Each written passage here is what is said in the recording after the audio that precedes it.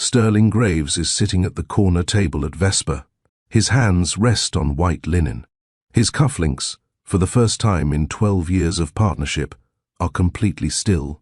He is staring at a silver locket that has just been placed in front of him by a 6-year-old boy.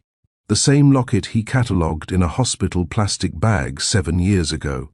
The same one he turned over in his fingers while a woman lay unconscious in a bed behind him. He read the engraving. He knew whose initials were pressed into the silver. He knew what they meant. He knew she was carrying a child he was about to bury alongside her. Now that locket sits on the tablecloth, placed there by the child he knew about. The child he buried anyway. And across from him, shoulder to shoulder, united for the first time, sit the two people his entire scheme was designed to keep apart. Caspian Shaw, Lyra, their evidence laid out, their silence answering his final plea. Trust me on this. No one speaks. The silence is the answer. But before we get to that table, before the trap closed and the watchtower became a courtroom, we go back to the night before, to a woman holding a locket in the dark, and a man who was done waiting. Welcome to the hearth. This is part 4, the finale. If you've just found us, you need the full story first. Check the pinned comment at the top for the links to parts 1 through 3. Go watch them. It's worth it. I'll wait. For everyone else who's been here since Silas first walked into Vesper, welcome back. Drop your location in the comments. I want to know where the hearth is burning tonight. And if you haven't subscribed yet, this is the moment. Hit that button and tap the bell. Tonight, we finish this together. Now, the night before, Lyra couldn't sleep. She lay in bed with the lights off, the locket pressed between her fingers, turning it slowly, tracing the engraving with her thumb. CS.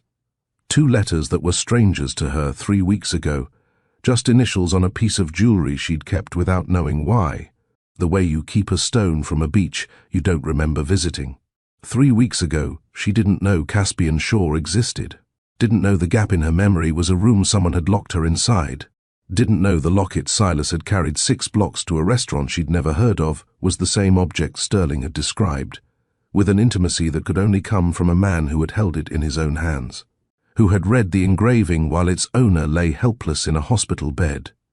I don't remember. Those 3 words had been her armor for 7 years. The phrase that let her walk around the gap instead of looking down into it. She used it with doctors, used it when Silas asked about his father, used it when she woke at 3 in the morning with her hand pressed against her collarbone, reaching for a weight that wasn't there, grieving something she couldn't name. That armor was gone now. She knew. The gap was never empty. It was a crime scene. Someone had stood inside it with documents and signatures and deliberate, quiet intent, and they had walled it shut behind them. Tomorrow, Sterling would walk into Vesper expecting surrender. Tomorrow, the surveillance post would become a courtroom. Tomorrow, stolen things would stop holding. She thought of Silas asleep in the next room, the boy who drew a man's face from features he'd never seen, whose hands arranged silverware with a precision no one taught him, who walked into a restaurant and sat down in a chair, as if it had always been his. Tomorrow would change his life too.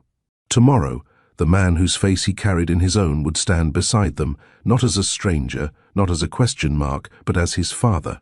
And the man who ensured that word was never spoken, who made certain 6 years passed in silence, would finally sit across the table and answer for it. She turned the locket over in her fingers. The initials she'd traced 1,000 times now meant something concrete. Father and son, separated by 7 years and one man's greed, had been performing the same small ritual without ever having shared a meal. The same angles when they set down silverware. The same unhurried precision. The truth had announced itself in the twin sound of silver meeting porcelain before anyone spoke it aloud. She pressed the locket against her chest. The phantom weight she'd been reaching for, at her throat, at her collarbone, that persistent absence her fingers kept searching for without understanding what they sought, was about to become real. Tomorrow, it would stop being a mystery and become evidence. But tonight, in the dark, it was still hers. Still the last private thing between her and the life she'd been stolen from. She closed her eyes, and for the first time in 7 years, she didn't dream of wait.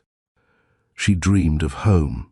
12 miles north, 42 floors above the river, Caspian Shaw sat at his desk past midnight. The folder was open in front of him. The forensic investigator's findings, the real investigator, not the compromised one Sterling had been paying to manufacture dead ends for 7 years. Shell companies layered inside shell companies, captured signatures, a timeline that started 14 months before the accident, long before any reasonable person would call what happened next coincidence. Sterling didn't just steal money. He stole time. He stole the first word Silas ever spoke, and the second and every word after. He stole first steps and skinned knees and bedtime stories. He stole 6 years of a son's life from a father who would have given everything he'd built, every tower, every contract, every dollar, to have been in the room when that boy opened his eyes for the first time. Every Friday, Caspian sat at that corner table with a reservation written in his own hand. Sterling was watching through a mole planted inside the restaurant, cataloguing, verifying, making sure the distraction held. Caspian's grief wasn't a wound to Sterling. It was a line item. His heartbreak was an asset on someone else's ledger, carefully maintained, occasionally verified through surveillance reports, and always profitable. For 7 years it worked. Caspian signed what Sterling put in front of him, attended meetings with a face that was present and a mind that was somewhere else entirely, built a billion-dollar empire while the man beside him hollowed it out from the inside, routing funds through shell companies that bore Caspian's signature but served Sterling's interests. Sterling needed him exactly like that, broken enough to be compliant, trusting enough to never question where the money went, visible enough to legitimize every fraudulent document. The perfect partner. A grieving billionaire too devastated to read the fine print. The mole had been confronted that afternoon. Faced with evidence of his own complicity, the restaurant manager had cooperated. The call to Sterling had been made. The bait was set. Caspian looked through 42 stories of glass at the river bending west in the dark. Somewhere in this city, Lyra was holding a locket. Somewhere, Silas was sleeping, the boy with his jawline and his habit of arranging silverware with architectural precision. Somewhere, Sterling was adjusting his cufflinks, left then right, preparing for a meeting he believed would end with Caspian's surrender. The final signature. The last victory of a man who had turned trust into a weapon and grief into a business strategy. For 7 years, Caspian had been the man who waited. Tomorrow, he would be the man who finished it. He picked up his phone, scrolled to Lyra's name. His thumb hovered over the call button, and he held it there for a long moment, long enough to want her voice, long enough to think of her in the dark with that locket against her skin, long enough to know she needed rest more than she needed reassurance. He pulled his thumb back, typed a message instead. 4 words. Tomorrow. Together. No matter what. Her response came 30 seconds later, which meant she was awake, which meant she was lying in the dark with the locket in her hand, staring at the ceiling, running through everything they knew and everything they were about to do. 3 words. No hesitation. I'll be there. He set the phone down, looked at the folder, looked at the river. The man who waited was ready. 2 people. 2 rooms. One night, before everything changed, she held the locket that would become evidence. He held the folder that would become a weapon, and neither of them knew yet what the flash drive would reveal, the secret that would turn Sterling's careful trap into the instrument of his own destruction. Are you ready for this? Because I've been bracing for this confrontation, and the evidence we're about to walk into is devastating. Tell me in the comments, are you ready for justice? And hit that like button if you've been standing with Lyra and Caspian since the beginning. Morning came bright and cold, the kind of clarity that makes edges sharp, that strips the softness from buildings and leaves the city looking like something drawn with a blade. The kind of morning that feels like a decision has already been made by the weather itself, and all that's left is for the people inside it to act. Caspian arrived at Vesper at 9. The restaurant didn't open until 11, but he wanted to be there first.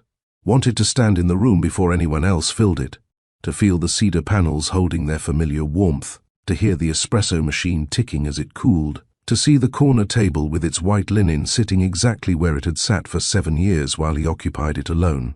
Today, it would hold something else entirely. Aldo was already there. Of course he was. The old waiter who had watched in silence for 7 years, who polished glasses in slow circles while a billionaire sat at a corner table writing a woman's name in a reservation book, who cleared untouched whiskey and folded the second napkin back into its place without ever being asked, who noticed everything and said nothing until saying nothing was no longer an option. Aldo had spoken. He'd revealed the mole the restaurant manager Sterling had planted years ago to monitor Caspian's movements, to report back on the state of his grief, to confirm that the distraction was still holding. And Aldo had provided one final piece, the vault location, overheard months ago in a careless phone call the manager thought no one was listening to, filed away in the memory of a man who had spent decades noticing the things other people assumed were invisible. "Mr. Shaw, everything is ready." "Thank you, Aldo, for everything." Caspian placed his hand on the old man's shoulder. A brief pressure, the acknowledgement of a debt that words couldn't repay. 7 years of quiet loyalty from a man whose only obligation was to pour drinks and set tables, who chose instead to watch and remember and wait until the watching mattered. Aldo nodded once, retreated to his station, picked up a glass and began to polish it, and the slow circles of cloth against crystal were steady in a way that said he too had been waiting for this morning. Lyra arrived at 10. Silas walked beside her, not clinging to her hand the way a nervous child might, but moving with her, matching her pace. His small frame carried the particular quiet of a boy who had held a secret too large for his years and had finally set it down. He wasn't uncertain. He was settled, the way a compass needle is settled after it stops searching and simply points. She walked to the corner table, sat beside Caspian, not across from him. Beside, the choice was deliberate, and neither of them commented on it because it didn't need commentary. They were not opponents across a negotiating table. They were two people facing the same door, waiting for the same man to walk through it. Silas climbed into his chair, the chair he'd claimed the first time he walked into Vesper by sitting down without invitation, without hesitation, as if the wood and the cushion, and the angle of light falling across the table had been holding a space that was simply his. He settled into it now with the same quiet certainty, his grey-green eyes tracking the room the way they always did, absorbing patterns, filing details, seeing the architecture of things before anyone explained it to him. The evidence was on the table. Hospital file, financial report, laptop with the flash drive inserted. Everything arranged with the precision of people who understood that what happened in this room tonight would determine whether 7 years of stolen life would be answered for. Earlier that morning, before she'd left for Vesper, Lyra had reviewed the flash drive at her kitchen table. Silas ate breakfast 3 feet away while she scrolled through file after file on the laptop Caspian had delivered the night before. What she found was the archive of a man whose obsession with control had made him document everything. Sterling Graves didn't just commit fraud, he kept records of it. Meticulous, organized, time-stamped records, filed with the care of someone who believed his own intelligence would protect him from ever being caught, who saved every correspondence and every transaction, because the alternative, trusting his memory, leaving gaps, was incompatible with the way his mind worked. His need to control every variable had produced the very evidence that would destroy him. The investigator correspondence was the first thing that stopped her cold. The same investigator Caspian had hired 7 years ago to find her. The man who appeared at the penthouse every Tuesday with a leather briefcase and an apologetic expression, who sat across from a grieving billionaire and reported, week after week, month after month, that there was nothing, no leads, no traces, no record of a woman named Lyra anywhere in the country, as if she had simply ceased to exist the night of the accident. Sterling was paying him. The flash drive made it explicit, not implied, not suggested, but documented in Sterling's own handwriting. Every dead end was manufactured. Every cold trail was frozen on purpose. Caspian was paying a man to find her. Sterling was paying the same man to make sure he never did. The correspondence was devastating in its precision. Sterling's instructions, sent through encrypted channels, detailing exactly how much misinformation to feed Caspian each week. The investigators' reports, the real ones, the ones that never reached Caspian's desk, documenting exactly where Lyra was living, her address, her routines, the clinic where she received follow-up care, the architecture firm where she'd eventually found work, exactly how to keep that information buried. The investigator hadn't failed. He hadn't been incompetent. He'd been purchased, turned into an instrument of the very betrayal he was supposedly hired to uncover. If this revelation just clicked for you, if you're realizing that Caspian was paying the same man Sterling was paying to betray him, hit that like button. Because we just answered the question this audience has been asking since part 1. The investigator didn't fail. He was bought. But beyond the investigator correspondence, the flash drive held something worse. Financial routing instructions, a complete timeline of the embezzlement, and then the other file, the one that made Lyra's hands stop moving over the keyboard. That made her sit perfectly still at her kitchen table while Silas chewed his toast 3 feet away, oblivious to the fact that his mother had just found the proof of exactly how deliberately they had been erased. Hospital intake records, 7 years old. Lyra's admission after the accident. Her condition documented in clinical shorthand, the injuries, the prognosis, the memory loss. And one additional line. One additional piece of medical information that Sterling had read while standing in that hospital corridor. Before he signed the forms, before he designated himself as family friend, before he drove to the penthouse and told his partner that the woman he loved was a con artist who had taken the money and disappeared. The pregnancy. Sterling knew, before he signed a single form. Before he erased Caspian from her records. Before he manufactured the story that sent a man into 7 years of grief so complete it became its own kind of prison. Sterling knew there was a child.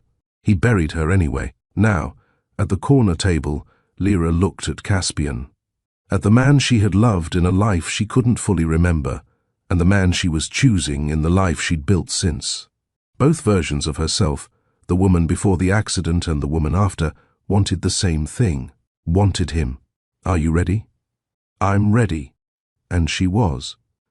The trap had been set the day before.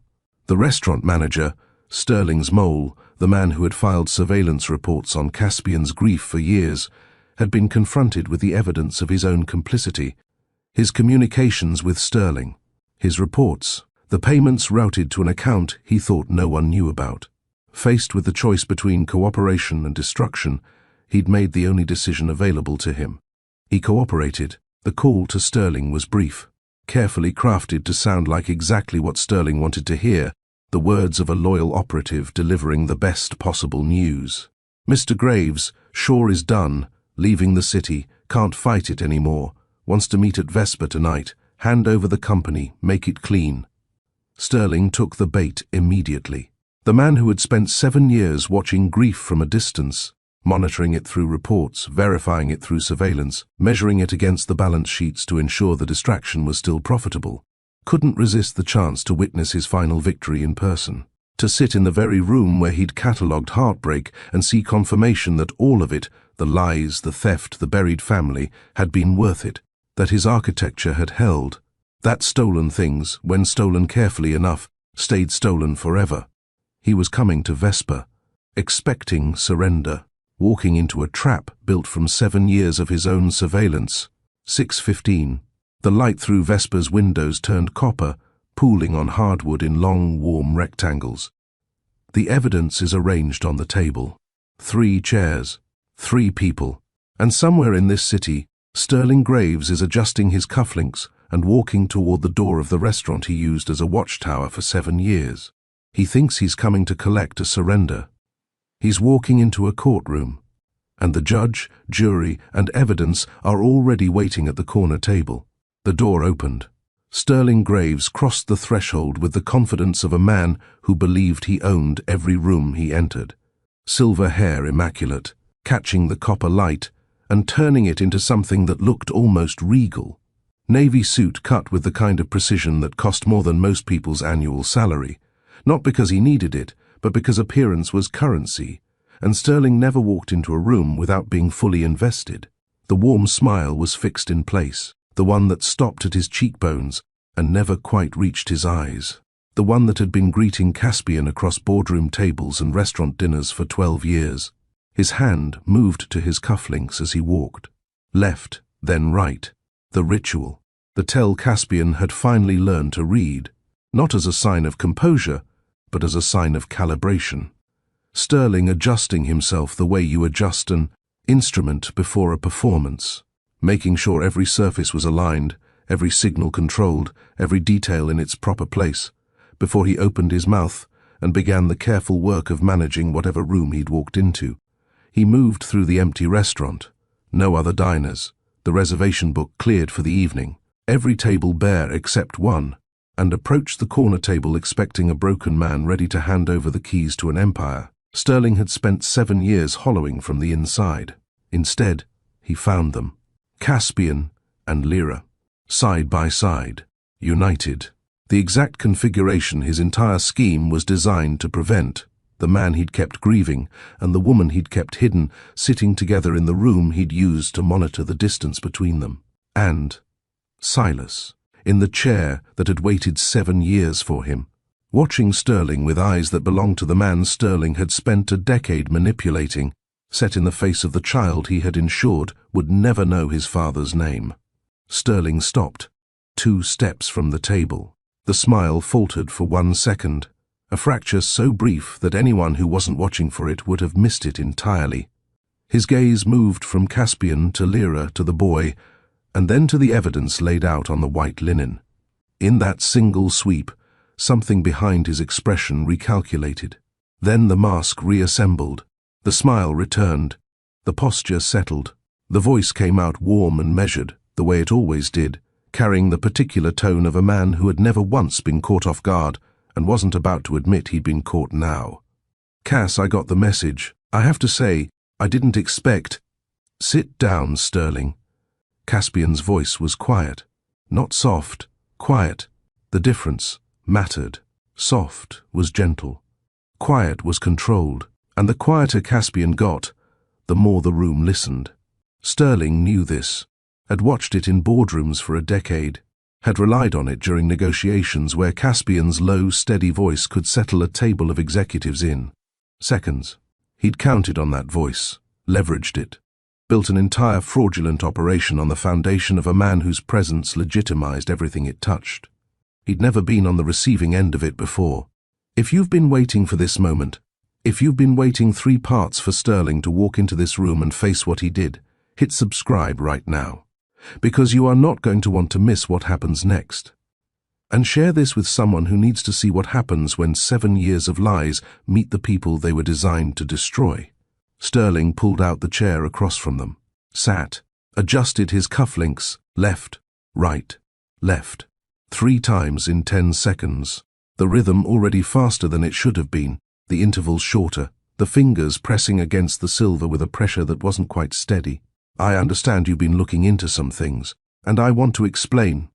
We're not here for explanations. Caspian opened the hospital file, slid it across the table. The pages made a soft sound against the linen, paper meeting cloth, the rustle of something that had been locked in Sterling's records for 7 years finally arriving at the place where it would be read aloud. Sterling looked at the page, at his own signature, at the form that gave him emergency contact authority over a woman he had no legal right to represent, a woman who was unconscious in a hospital bed with no memory of who she was, no family present, no one to speak for her except the man who had walked in with a confident smile and 2 words that erased everything. Family friend. 2 words that gave him the authority to decide who mattered in Lyra's life and who didn't. 2 words that buried a love story beneath bureaucratic fiction. 2 words that allowed him to stand in a hospital corridor, read a woman's medical file, learn that she was pregnant with his partner's child, and then drive across the city to tell that partner she was gone. The signatures in your folder are real, Sterling. Every document I signed during 7 years of grief, real ink, real paper. Caspian's voice stayed low, controlled. The voice of a man who had spent weeks preparing for this moment and was not going to waste it on volume. But consent manufactured through fraud isn't consent. Every signature I gave was given under conditions you deliberately created: suppressed information, manipulated investigators, concealed hospital records, emotional incapacitation you engineered personally. Sterling's mouth opened.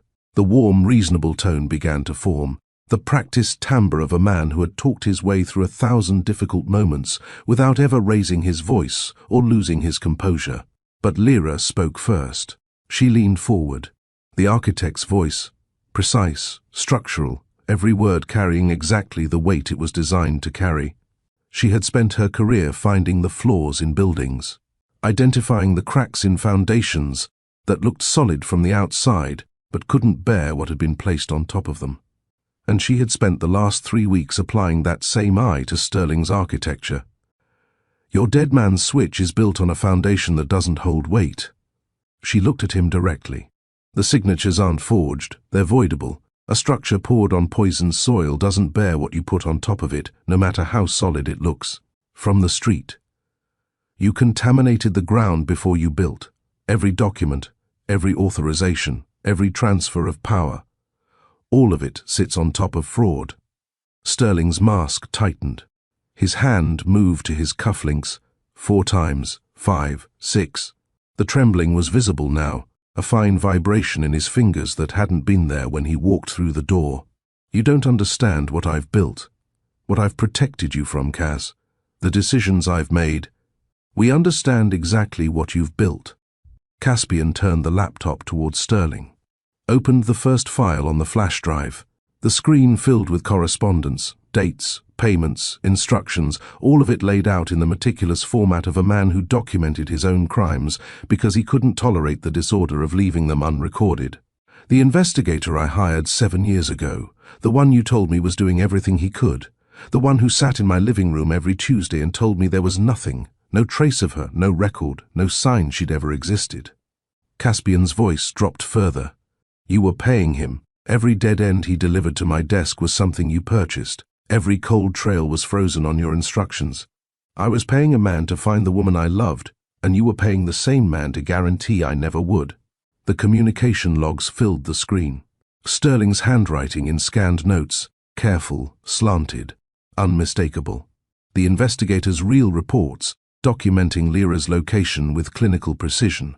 Her address, her workplace, everything Sterling needed to maintain his operation, and everything Caspian needed to end 7 years of grief in a single phone call that was never made. Sterling's face completed a transformation that had been building since he sat down.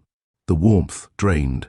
The calculation that replaced it was raw and visible, the face of a man who had been operating behind a mask for so long that the removal of it revealed not vulnerability but machinery. Cold, precise, still running numbers even now. Everything I did to protect the company. You were distracted. You were making mistakes. You were going to destroy everything we'd built together. You were stealing from me. Caspian's hand pressed flat on the table. Not a fist. The deliberate, open-palmed pressure of a man placing a final weight on a scale. 14 months before the accident, already moving money through shell companies, already building an operation that needed me broken to survive. This didn't start with protecting me, Sterling. It started with robbing me. Sterling's mask was cracking. His cufflinks were trembling. The investigator evidence was on the screen in front of him, displayed in his own handwriting. But Caspian wasn't finished. Because there was one more file on that flash drive. One more piece of evidence Sterling never expected anyone to find. And when it opened, when the words appeared on that screen, it would answer the question that mattered most of all. Did Sterling know what he was really burying when he signed those hospital forms and drove away? Caspian opened the second file. The screen changed. The investigator correspondence disappeared, replaced by something older. Documents with hospital letterhead, clinical formatting, the cold institutional language of intake records processed by someone who had no idea they were documenting the beginning of a crime. 7 years old, Lyra's admission, her injuries catalogued in shorthand, her prognosis noted in terms that reduced a woman's shattered life to abbreviations and checkbox fields. And there, on the 3rd page, in a section Sterling would have read while standing in a hospital corridor with his cufflinks freshly adjusted and his plan already forming, her condition. The pregnancy. Documented, recorded, unmissable to anyone who read past the first 2 pages. And Sterling read everything. Sterling always read everything. That was the whole point of him. You knew. Caspian's voice dropped to nearly nothing. Not a whisper. Something lower than a whisper. The kind of quiet that happens when a man is holding so much force inside his body that releasing it at full volume would break something in the room. You stood in that hospital. You read her file. You saw that she was carrying a child. He paused. Let the words settle against the white linen like stones placed one at a time on a scale. My child. Another pause. And you signed the forms anyway. You drove to my penthouse and told me she was a con artist who took the money and ran. You looked me in the eye and you watched me break, knowing that she was alive, that she was pregnant, that you could have ended my grief with a single phone call. He leaned forward, not aggressively, with the deliberate precision of a man who had been rehearsing this moment for weeks and refused to let anger rob it of its clarity. You watched me grieve for 7 years. You sat across from me in boardrooms and restaurants and this very table. You said trust me on this while I signed documents I couldn't see through the fog you built around me. His voice steadied, found its center. And every single day you knew there was a woman out there carrying my son, growing him, raising him, alone because you decided your embezzlement was worth more than his life. Sterling's hand stopped mid-adjustment. The cufflink between his thumb and forefinger caught the light, a flash of silver, frozen. For the first time since he'd sat down, the mask didn't tighten or reassemble or shift into a new configuration. It cracked. Something behind his eyes moved from calculation to recognition. The involuntary reflex of a man who has just heard the one accusation he cannot reframe, cannot redirect, cannot smooth over with warm words and reasonable explanations. The child was sitting 3 feet away, watching him, grey-green eyes steady, the jawline that mirrored Caspian's, the hands that arranged silverware with the same unhurried precision. The face of the family Sterling had decided to erase, looking back at him from across a table in the room where he had monitored the erasure for 7 years. He didn't just steal money. He didn't just suppress an investigation. He didn't just forge a hospital document. He erased a family. A father who would have moved the earth to find them. A mother who spent 7 years reaching for a weight at her throat she couldn't name. A boy who drew his father's face from features no one described to him. Who carried a locket 6 blocks through city streets because something inside him understood it mattered before anyone told him why. Sterling knew about all of it, and he buried it anyway. He knew. Sterling knew she was pregnant when he signed those forms. He knew there was a child when he told Caspian she ran. He buried a family, and he did it with full knowledge of what he was destroying. Drop those 2 words in the comments. He knew. Because I need to know I'm not the only one who can barely breathe right now. Sterling's voice came back, rough, stripped of the polish that had carried it through 12 years of partnership, through 1,000 boardroom negotiations, through every carefully modulated trust me on this he'd ever delivered. The warmth was gone. The measured cadence was gone. What remained was something raw and mechanical. A man reaching for the last tool in a toolbox he'd believed was inexhaustible, only to find that the tools had been taken from him one by one over the course of the evening. Only one remained. The dead man's switch. You can't use any of this, Cass. He leaned forward. His hands were flat on the table now, no longer reaching for his cufflinks because the ritual had stopped serving its purpose. His fingers pressed against the white linen as if the table itself could anchor him. Every signature in that folder is yours. Every company is in your name. You bring this to anyone, authorities, press, a courtroom, and it's your name on the fraud, your career, your reputation. His eyes moved to Silas, then back to Caspian. Your son's custody. You think a judge gives a child to a man whose name is on 6 shell companies? You think they care about the context when the paperwork says what it says? His hand twitched toward his cufflinks. 7 times. 8. The trembling visible now. Not the controlled micro-adjustments of a man calibrating his composure, but the involuntary movement of fingers that had lost the ability to be still. Trust me on this. The phrase, one final time, not delivered with warmth, not wrapped in the careful packaging of a man who had spent years making it sound like concern, not reassurance, a plea. The last desperate request of a man who had built his entire life on the premise that trust, once given, could be redirected indefinitely, who was now discovering that the trust he'd stolen had been the only thing holding his construction together. Silence answered him, complete, unified, the silence of two people who had spent 7 years separated by this man's architecture and were now sitting side by side in the exact configuration he had designed his entire operation to prevent. They didn't flinch at the custody threat. They didn't look at each other for reassurance. They didn't speak. The silence was the answer. And then Silas moved, without a word, without being told, without the dramatic gesture of a child performing for adults, or the uncertain hesitation of a boy, unsure whether he belongs in the conversation happening above his head. He moved with the same quiet certainty that had carried him 6 blocks to Vesper with a locket in his pocket. The same certainty that had put him in a chair no one offered him. The same certainty that had allowed him to look at a man he'd never met and say, "He's my father," Mama, with the voice of someone stating a fact that required no confirmation. He reached into his pocket, the same pocket that had carried the locket from the apartment to the restaurant, held against his body for weeks while he worked out what it meant, turning it over in his small hands at night, tracing the engraving with his thumb the way his mother did, understanding before anyone explained it to him that this small silver object was a key to something that had been locked away from both of them. He placed it on the table in front of Sterling, silver on white linen, the initials CS catching the light, the chain coiling once, settling into a shape that looked almost deliberate, as if even the necklace understood the geometry of the moment. The locket Sterling had catalogued in a hospital plastic bag 7 years ago, the one he'd held in his fingers while Lyra lay unconscious in a bed behind him, reading the engraving, running his thumb across the initials, knowing exactly whose they were, knowing exactly what this piece of jewelry represented, the physical proof that the woman in that bed was loved by the man Sterling was about to betray. He'd put it back in the bag, sealed it, filed it away with the same methodical precision he applied to everything. And then he'd driven to the penthouse and told Caspian she was gone. Now that same locket sat on the tablecloth between them, placed there by a 6-year-old boy with his father's eyes and his mother's steadiness.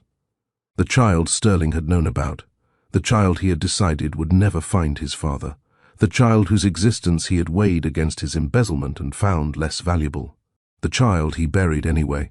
Silas didn't speak, didn't need to. He sat back in his chair and looked at Sterling with an expression that held no anger, no accusation, no performance. Just clarity, the clear-eyed gaze of a boy who had carried something too heavy for his frame across a city and set it down in front of the person who needed to see it most, not to punish, to prove, to place the evidence of his own existence in front of the man whose entire architecture was designed to ensure that existence would remain invisible. The family found each other anyway. That boy just did what the adults couldn't. He put the evidence on the table without saying a word.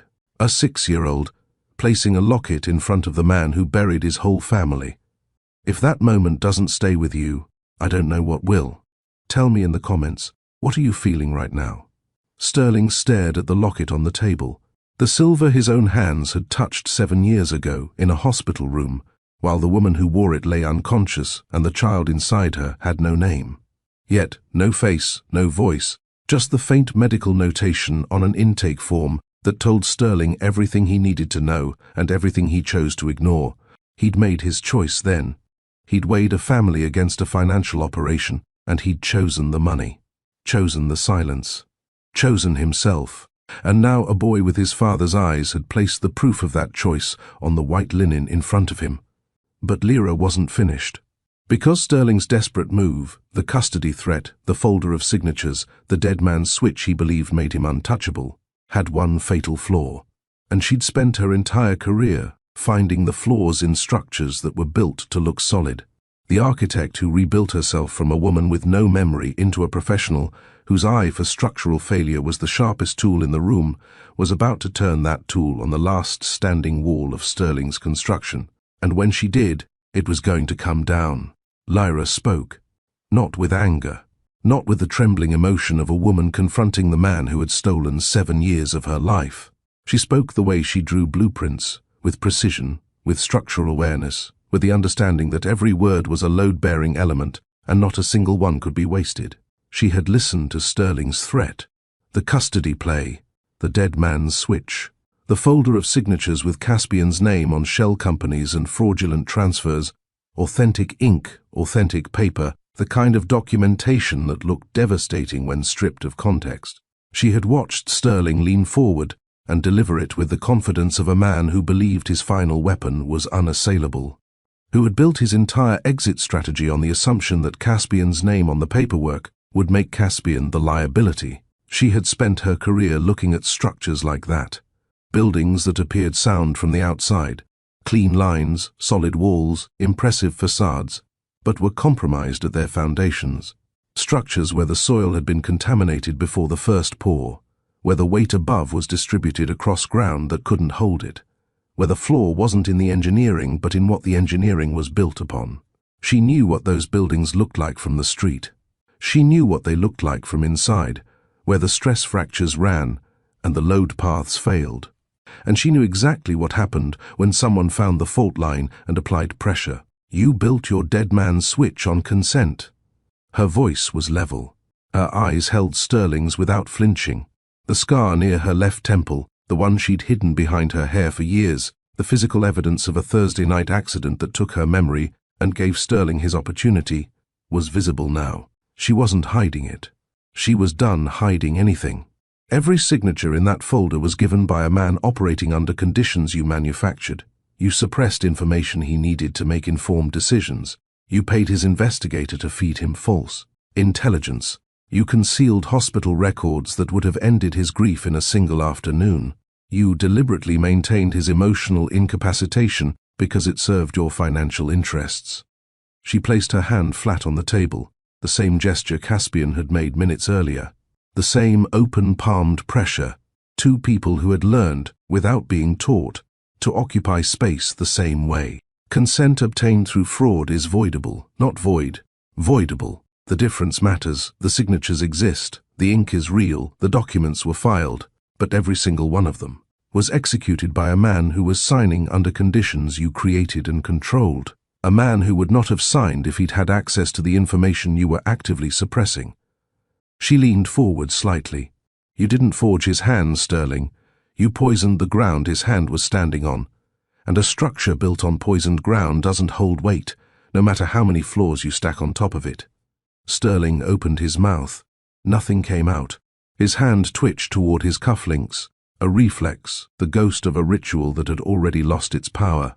His fingers made it halfway to his wrist and stopped, hovering in the space between intention and action, trembling with the visible uncertainty of a man whose body had run out of performances to give.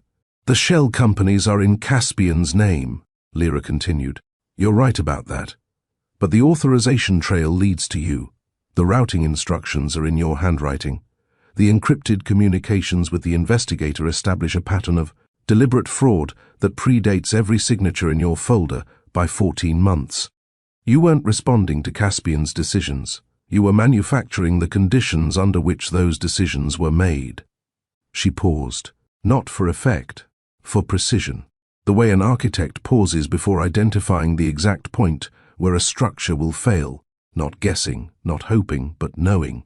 Because she has read the blueprints and measured the loads and calculated the tolerances, and the math doesn't lie. You built this with something that doesn't belong to you. She looked at him directly. Through the mask that had already cracked, and the calculation that had already failed, and the warm, reasonable exterior that had been falling away piece by piece since he sat down. She looked at the man underneath all of it, the man who stood in a hospital corridor and read a pregnant woman's file, and decided that his financial operation was worth more than her family. Stolen trust, stolen grief, stolen time. She paused. And stolen things don't hold. 4 words. Delivered without volume, without drama, without the theatrical emphasis of someone trying to land a devastating line, delivered the way an architect delivers a structural assessment, factually, precisely, with the quiet authority of someone who understands that the building is coming down whether anyone agrees with her analysis or not. Stolen things don't hold. If that line gave you chills, if stolen things don't hold just became the 4 words you're going to carry out of this story, hit that like button right now and share this video with someone who needs to hear what happens when you build on stolen ground. Because what comes next is the moment we've all been waiting for. Sterling's face completed its transformation, not gradually this time, all at once, like a wall giving way. The warmth that had been his primary instrument for 12 years was gone. The calculation that had replaced it during the confrontation was gone. The mask, the performance, the carefully maintained exterior of a man who believed his intelligence would always be sufficient to navigate any room he walked into. All of it fell away, and what remained was something Caspian had never seen in 12 years of partnership. Nothing. Not rage, not despair, not the calculated pivot of a man searching for his next move. Nothing. The face of a man who had just watched his entire construction, 7 years of patient, methodical work, every lie placed with precision, every manipulation calibrated to the gram, collapse in front of him, not because the evidence was overwhelming, although it was, not because the legal argument was airtight, although it was, but because the woman he had erased had just explained, in the language of the profession she'd rebuilt herself into during the 7 years he stole from her, exactly why his architecture would never hold. The cufflinks stopped. Finally, completely. The way they would remain when the boy's locket sat before him, and the silence answered his last plea. Not because Sterling had regained control, because his hands had given up trying. The ritual that had once signaled composure, that had preceded every lie and every warm reassurance and every carefully delivered "trust me on this," that ritual now signaled nothing. The man who adjusted his cufflinks before every performance had run out of performances to give. He opened his mouth, closed it, opened it again. Nothing came out. For the first time in 12 years of partnership, Sterling Graves had nothing to say. The authorities arrived 12 minutes later. Sterling was still sitting at the table when they came through the door, hands on the white linen, cufflinks still, his gaze fixed on the locket, the small silver object a 6-year-old boy had placed in front of him, the evidence of the family his entire scheme failed to erase. He didn't resist, didn't argue, didn't offer the explanations or justifications or warm, measured reassurances that had been his primary tool for the better part of 2 decades. He stood when they asked him to stand. He extended his hands when they asked him to extend them.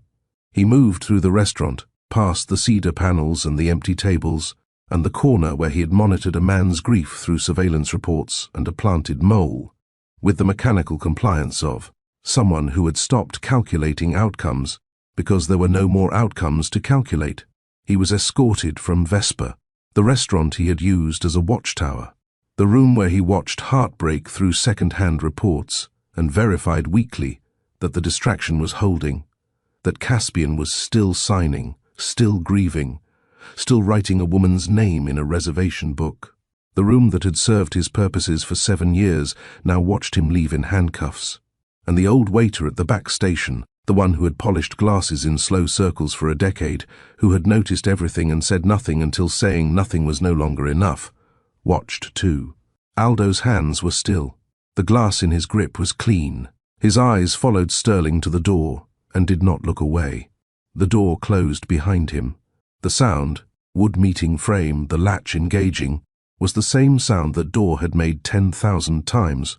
Customers arriving for dinner, deliveries, staff changes, the ordinary percussion of a restaurant operating as restaurants do. But tonight, the sound was different. Tonight, it carried weight. Tonight, it sounded like an ending. After Sterling was gone, the restaurant fell quiet. The evidence remained on the table, but something about it had changed. It wasn't ammunition anymore. It was history. Documents and files and correspondence that recorded something that had happened and was now finished. The way blueprints become archives after a building is complete. No longer instructions, but records of what was built and why. The light pressed through the tall windows. The cedar panels held their warmth. The corner table sat in the same position it had occupied for decades, unchanged, immovable, but everything around it had shifted. The geometry of the room was different now, not because anything physical had moved, but because the people sitting at the table were no longer the people who had arrived that morning. Silas sat in his chair. His grey-green eyes were calm. His hands rested on the edge of the table, still, the way his father's hands rested, open, unhurried, certain. The man who had sat alone for 364 Fridays sat beside a woman. Their shoulders touched. Neither of them moved to create distance. And the woman who had been erased from the records, hidden from the man who loved her, stripped of her memory and her name, and the locket that connected her to the life she'd lost. That woman sat in the room where she was loved, wearing nothing around her neck yet, but knowing that was about to change. The locket remained on the table where Silas had placed it, silver catching the last of the light. Sterling was gone. The trap had closed. The man who stole 7 years was on his way to answer for them. But the story wasn't finished, because in that quiet room, in that fading light, a father was about to speak a word he'd never spoken out loud. A locket was about to return to the throat it belonged on, and a woman who had been waiting to be found was about to write her own name in a book that had been waiting for her for 7 years. Caspian turned to Silas. The room had emptied of everything that didn't belong. The authorities were gone. The evidence on the table had shifted from weapon to record, from ammunition to archive. The light had deepened into something richer. The last hour before evening, when the sun drops low enough to turn copper into gold, and the world takes on the color of things that have been held a long time and are finally warm all the way through. Silas sat in his chair, not fidgeting, not looking toward the door where Sterling had been escorted out minutes ago, not asking the questions a 6-year-old might reasonably ask after watching a man get arrested at a dinner table. He sat the way he always sat, settled, observant, his grey-green eyes resting on Caspian, with an expression that carried no uncertainty, no expectation, no demand, just presence. The quiet, rooted presence of a boy who had understood something about this man before anyone explained it, who had walked into a restaurant and claimed a chair and said, "He's my father," Mama, with the certainty of someone stating the time of day. Caspian looked at him, at the grey-green eyes that were his own, set in a face that was still forming, but already carried the architecture of the man looking back at it, at the jawline that would sharpen as he grew, that already held the suggestion of angles Caspian saw in his own mirror every morning. At the hands, small, still, resting on the table's edge, that arranged silverware in patterns no one taught them. That held a locket across 6 blocks of city streets, because something inside those hands knew it mattered before the mind attached to them could explain why. For 3 parts, the audience had been waiting for this word. Silas had spoken first, had looked at Caspian in a restaurant and claimed him with 3 words and the absolute conviction of a child who doesn't need permission to know what he knows. "He's my father, Mama." The reciprocal claim had been held, reserved, kept in Caspian's chest like a breath he'd been holding since the moment he first saw those eyes across a table and understood that 7 years of grief had been hiding something far larger than loss. This was the moment. "My son." Not a whisper, not the choked, barely audible murmur of a man overwhelmed by emotion. Spoken with his full voice, the same voice that had commanded boardrooms, that had gone quiet enough to make Sterling sit down, that had laid out 7 years of betrayal with controlled precision. He used that voice now, the whole of it, the way you speak something you are claiming, not discovering, not hoping, not asking for confirmation, claiming, with the certainty of a man who had earned the right to say it by sitting in a chair for 7 years, waiting for someone he didn't even know existed to walk through a door and find him. Silas looked at him, a small smile, not wide, not performed, not the grin of a child reacting to something exciting. A small, certain smile, the expression of someone who has been carrying a truth in his pocket alongside a locket, waiting patiently for the rest of the world to catch up to what he already understood. "I know." 2 words. Simple.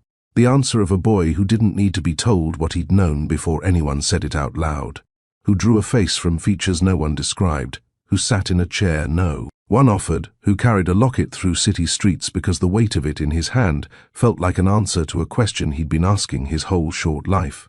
He knew. He'd always known. And now the knowing was shared, spoken into the space between them, and the space was no longer a gap. It was a bridge, built from both sides, meeting in the middle. The restaurant had emptied. The institutional light of the confrontation, the harsh clarity that had turned every document and every expression into something sharp-edged and unavoidable, had softened back to gold. The evening pressed through old glass, warm and thick, and the cedar panels released their warmth the way they always did at this hour, as though the wood itself exhaled when the day's tension passed. Caspian picked up the locket from the table. The silver was warm, from Silas's pocket, from the light, from the accumulated heat of being held by hands that knew it mattered before they knew why. The chain pooled in his palm, and the weight of it was so small, so specific, so precisely the weight of something irreplaceable that his fingers closed around it the way they had 7 years ago. On a Tuesday evening in autumn, when he'd fastened this same chain around the neck of a woman who laughed at the formality of the gesture and then went quiet when the metal settled against her skin, Lyra sat beside him. Her hand was not at her throat. For the first time in the entire story, from the first page of the first part, through every scene, every memory, every restless moment of reaching for something that wasn't there, she was not searching for the phantom weight.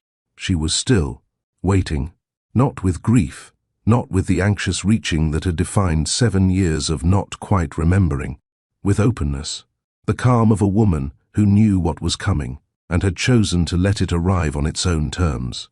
He moved behind her.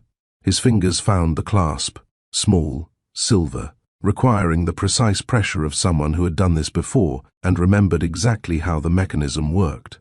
The same gesture Aldo had watched him perform on that Tuesday evening 7 years ago. Careful fingers, unhurried, the tenderness of a man handling something that could not be replaced if it broke. He fastened the clasp, released the chain. It settled into the hollow above her collarbone. The weight, small, cool, specific, arrived at the spot her fingers had been reaching for since the first page, the exact point on her body where absence had lived for 7 years, where her hand traveled in her sleep and during quiet moments and in the space between one thought and the next, searching for something it couldn't name. Her hand rose to touch it, not reaching this time, finding. Her fingertips met silver and the contact was real, not phantom, not imagined, not the ghost pressure of a memory her mind couldn't fully access. Real metal, real weight, real warmth, transferred from a boy's pocket to a father's hand to the throat where it belonged.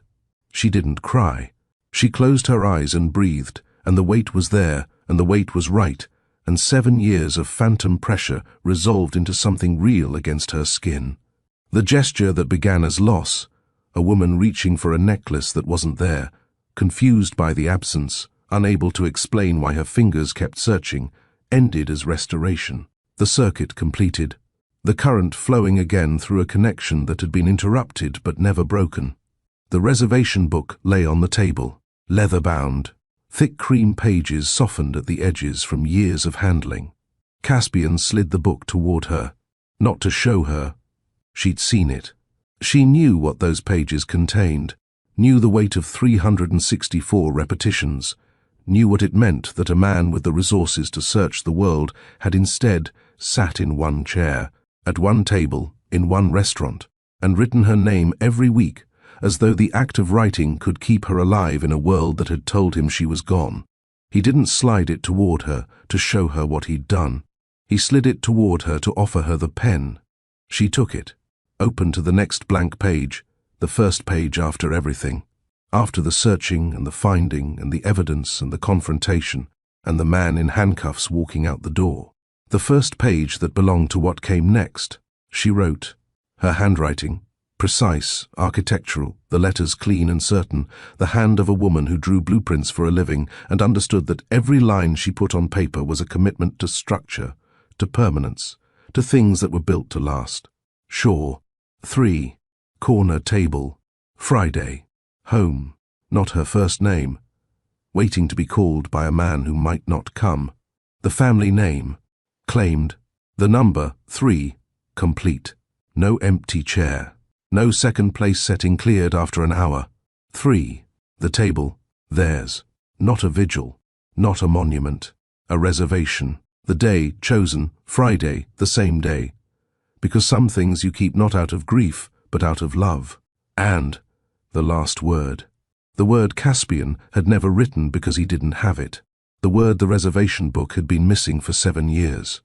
The word that turned 364 entries of longing into the prologue of something permanent. Home. She set the pen down, closed the book. The vigil was over. Aldo approached. White apron, weathered hands. Steady. The steadiness of a man who had maintained his composure through 7 years of watching heartbreak and 1 evening of watching justice, and who was now walking toward a table to do the thing he had spent his entire career doing. The thing that required no explanation and carried no weight beyond its own simple purpose. Serve dinner. He set 3 place settings. Water for Lyra, still in a glass he'd polished that morning. Whiskey for Caspian, the same pour, the same glass, but tonight it wouldn't sit untouched. A warm croissant on a small plate for Silas, with butter softened in a ceramic dish no bigger than a child's palm. He looked at Lyra. His eyes were bright, not with tears, but with the particular clarity that comes from watching something you've waited years to see finally arrive. The brightness of completion. Miss Lyra. Then he stopped. A small pause, the kind that contains a correction the speaker has decided to make, the deliberate recalibration of a man who has noticed something has changed and intends to honor the change with the right word. Mrs. Shaw. He said it gently, not as a statement of legal fact. No ceremony had occurred, no papers had been signed, no official designation had been made. He said it as a welcome, the acknowledgement that she was no longer the name in a reservation book, no longer the woman who disappeared, no longer the absence that a man spent 7 years grieving. She was the woman who came home. And Aldo, who had watched everything, who had noticed everything, who had waited with the patience of someone who understood that his role was not to act but to be present when the acting was done, Aldo gave her the name the room had been holding for her. Then he retreated to his station, picked up a glass, began to polish it, the slow circles, the cloth against crystal, the ritual that had carried him through 7 years of silent observation. But this time, the rhythm was different. Lighter, not the steadying motion of a man holding himself together while he watched grief. The quiet, private celebration of a man who had waited for this room to hold what it was always meant to hold. And now it did. Silas arranged his silverware. Fork angled left, knife blade inward, spoon perpendicular to the table's edge. The precise, unhurried geometry of a boy who saw patterns in everything and placed them in the world with the care of someone who understood that order was its own kind of language. Beside him, Caspian did the same. Fork left, knife inward, spoon perpendicular. Same pattern, same angles, same unhurried precision. The inheritance visible in the smallest gesture, not taught, not practiced, simply shared. The way a son carries his father's hands without being shown how to use them.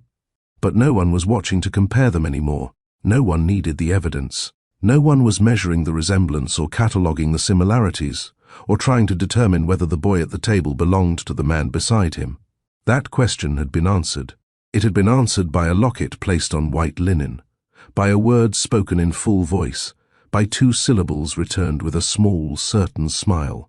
It had been answered by silverware arranged in matching patterns at a table that was finally full. It was just dinner, a father and son, eating together, a woman with a locket warm against her skin, tasting water that tasted like a rival, an old waiter polishing a glass that was already clean, because some rituals are worth keeping even after the reason for them changes. Later that night, after the restaurant had closed and the city had gone quiet, they returned to the penthouse, all 3 of them, and Lyra found herself standing at a window in Caspian's home. The city spread below, lights stretching to the horizon, the river bending west, the buildings she had spent her career learning to read, standing in their rows like sentences in a language she'd taught herself during the years she couldn't remember who she'd been before. The locket was warm against her skin. Sterling was in custody. The evidence was irrefutable.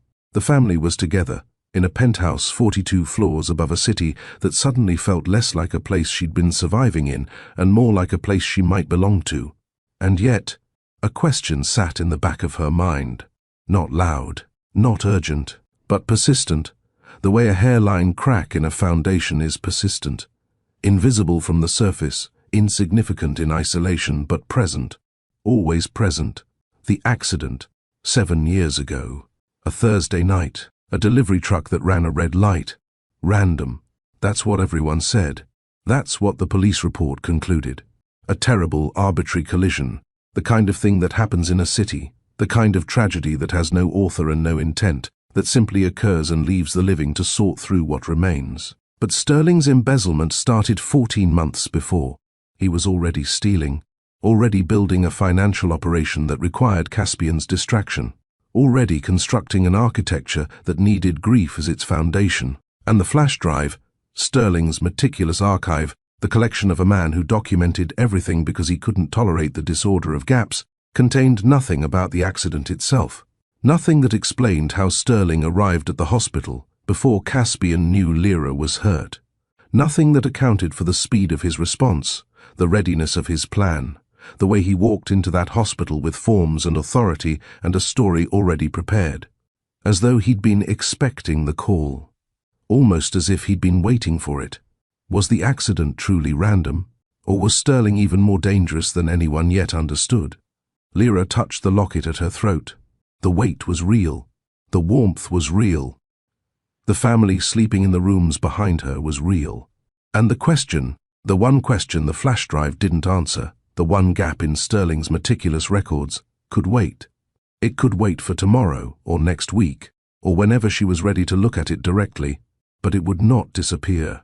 Some cracks, once noticed, cannot be unseen. The corner table at Vesper is no longer a vigil. It is no longer a monument or a crime scene, or a watchtower or a courtroom. It is a table, set for 3, occupied by the family that was stolen and found its way back. Sterling Graves is in custody, arrested in the room he used to watch grief and verify that his distraction was holding. The investigator he paid to bury the truth has been exposed. The signatures he captured have been voided, and the woman he erased writes her own name in a book that waited 7 years for her hand. Some questions remain. Was the accident random? How deep did Sterling's reach truly go? And what does a boy who drew his father before he met him draw when the story is complete? But the family is together, the locket is home, and stolen things, at last, have stopped holding. That is the end of the Billionaire CEO story, and I need to thank you, every single one of you who has been here since part 1, who dropped comments and theories, and he knew, and stolen things don't hold, who made this series what it is. If this story moved you, share it. Send part 1 to someone who needs a story like this. Let them take the journey from the beginning. If you want to watch the whole series again, and trust me, it hits different the second time, all 4 parts are linked in the pinned comment below. And if you want to know what story comes next, subscribe and hit the bell. Because I've been holding on to something, and I think you're going to want to be here when it arrives. From the hearth to wherever you are tonight, thank you. I'll see you by the fire.